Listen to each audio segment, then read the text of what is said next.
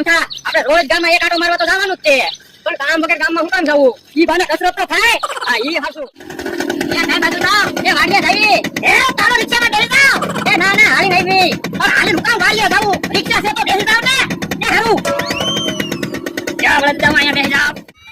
હાલો વાડી આવી ગઈ ઉતરો ઘડીકમાં વાડીએ પહોંચી જા હું કેમ પાપ એ રિક્ષા કેમ આકી એ ભોળા કાલે રિક્ષા લાવ્યો અમને તો ખબર ન પડવા દીધી પૈસા હતા તે રિક્ષા લઈ લીધી ઠીક તો હાલો આપણે વાડીએ ભાગવી ઉભા રહ્યો 20 રૂપિયા ભાડું તો દેતા જાવ કેનું ભાડું એ રિક્ષામાં બેસીને આવે એનું ભાડું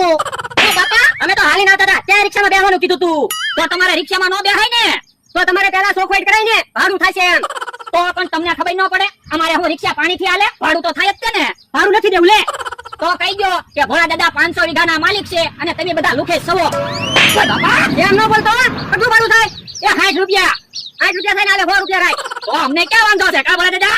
ખાઈ લેવી હાલો